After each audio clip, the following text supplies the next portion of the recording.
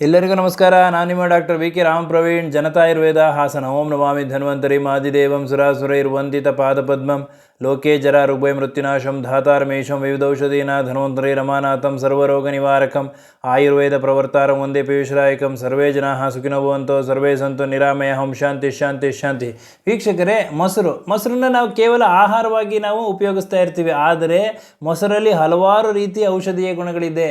ಇವತ್ತಿನ ಒಂದು ಸಂಚಿಕೆಯಲ್ಲಿ ಮೊಸರು ಒಂದನ್ನು ಇಟ್ಕೊಂಡು ಇದ್ರ ಜೊತೆ ಬೇರೆ ಪದಾರ್ಥಗಳು, ಕೆಲವೊಂದು ಹಣ್ಣುಗಳಿರಬಹುದು, ಕೆಲವೊಂದು ತೈಲಗಳಿರಬಹುದು, ಕೆಲವೊಂದು ಪದಾರ್ಥಗಳನ್ನ ಉಪಯೋಗಿಸ್ಕೊಂಡು ಯಾವ ರೀತಿ ಮನೆಮದ್ದು ಮಾಡಿಕೊಂಡು ನಮ್ಮ ಚರ್ಮದ ಆರೈಕೆ, ಚರ್ಮದ ಒಂದು ಆರೋಗ್ಯವನ್ನು ಕಾಪಾಡ್ಕೋಬಹುದು ಅನ್ನೋದನ್ನು ಇವತ್ತಿನ ಸಂಚಿಕೆಯಲ್ಲಿ ಸವಿವರವಾಗಿ ತಮಗೆ ತಿಳಿಸ್ಕೊಡ್ತೀನಿ.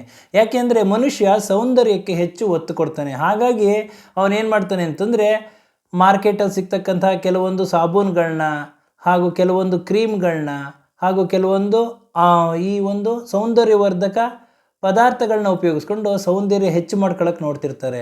ಆದರೆ ಸ್ವಾಭಾವಿಕವಾಗಿ ಮನೆಯಲ್ಲೇ ಸಿಗ್ತಕ್ಕಂತಹ ಪದಾರ್ಥಗಳನ್ನ ಉಪಯೋಗಿಸ್ಕೊಂಡು ನೈಸರ್ಗಿಕವಾಗಿ ನಮ್ಮ ಚರ್ಮದ ಒಂದು ಆರೈಕೆ, ಚರ್ಮದ ಒಂದು ಆರೋಗ್ಯವನ್ನು ಯಾವ ರೀತಿ ಕಾಪಾಡ್ಕೋಬೋದು ಅನ್ನೋದನ್ನು ಇವತ್ತಿನ ಸಂಚಿಕೆಯಲ್ಲಿ ತಿಳಿಸ್ಕೊಡ್ತೀನಿ.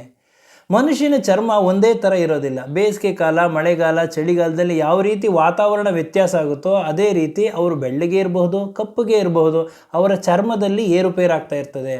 ಚರ್ಮ ಡ್ರೈ ಆಗಬಹುದು ಅಥವಾ ಒಣಗ್ತಾ ಇರ್ಬೋದು, ರಿಂಕಲ್ಸ್ ಆಗ್ಬೋದು, ಕಲೆಗಳಾಗಬಹುದು. ಎಲ್ಲ ಒಂದು ಚರ್ಮದ ಒಂದು ಸೌಂದರ್ಯ ಏರುಪೇರಾಗ್ತಾ ಇರ್ತದೆ.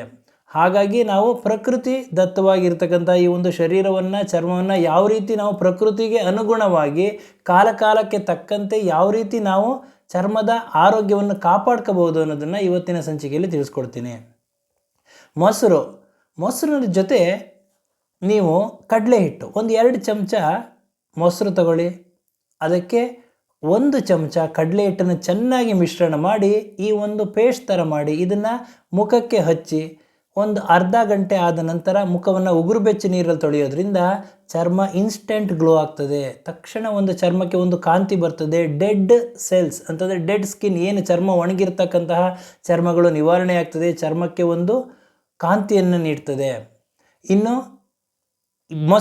ಮೊಸರಿನ ಜೊತೆಗೆ ಬಾಳೆಹಣ್ಣು, ಚೆನ್ನಾಗಿ ಕಳ್ತಿರ್ತಕ್ಕಂಥ ಬಾಳೆಹಣ್ಣು ಚೆನ್ನಾಗಿ ಮ್ಯಾಶ್ ಮಾಡಿಬಿಟ್ಟು ಬಾಳೆಹಣ್ಣು ಹಾಗೂ ಮೊಸರು ಎರಡನ್ನು ಚೆನ್ನಾಗಿ ಮಿಶ್ರಣ ಮಾಡಿ ಈ ಮುಖಕ್ಕೆ ಹಚ್ಚೋದ್ರಿಂದ, ತದನಂತರ ಉಗುರು ಬೆಚ್ಚ ನೀರಲ್ಲಿ ತೊಳೆಯೋದ್ರಿಂದ ಚರ್ಮ ಹೈಡ್ರೇಟ್ ಆಗ್ತದೆ. ಅಂತಂದರೆ ಚರ್ಮದಲ್ಲಿ ತೇವಾಂಶವನ್ನು ಕಾಪಾಡ್ತದೆ, ಒಣಗೋ ಒಂದು ಸಮಸ್ಯೆ ನಿವಾರಣೆ ಆಗ್ತದೆ, ಚರ್ಮಕ್ಕೆ ಒಂದು ಕಾಂತಿಯನ್ನು ನೀಡ್ತದೆ.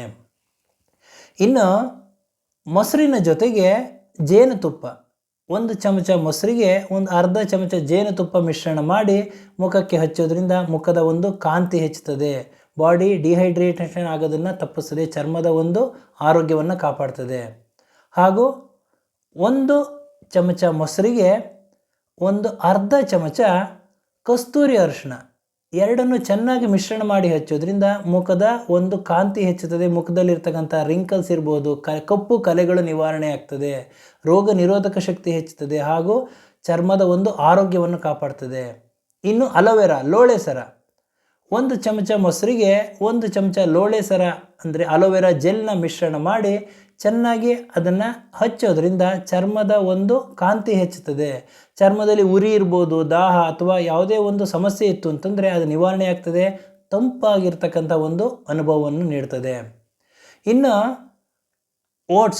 ಓಟ್ಸ್ನ ತಗೊಳ್ಳಿ. ಓಟ್ಸ್ನ ಚೆನ್ನಾಗಿ ಪುಡಿ ಮಾಡಿ ಓಟ್ಸ್ನ ಮೊಸರಿನ ಜೊತೆ ಮಿಶ್ರಣ ಮಾಡಿ ಮುಖಕ್ಕೆ ನಿಧಾನವಾಗಿ ತಿಕ್ಕೋದ್ರಿಂದ ಸ್ಕ್ರಬ್ಬರ್ ಆಗಿ ಉಪಯೋಗಿಸ್ಬೋದು. ಇದನ್ನು ಮಾಡೋದ್ರಿಂದ ಡೆಡ್ ಸೆಲ್ಸ್ಗಳು, ಡೆಡ್ ಸ್ಕಿನ್ಗಳು ನಿವಾರಣೆ ಆಗ್ತದೆ, ಚರ್ಮ ಒಂದು ಕಾಂತಿಯುತವಾಗಿ ಆಗ್ತದೆ.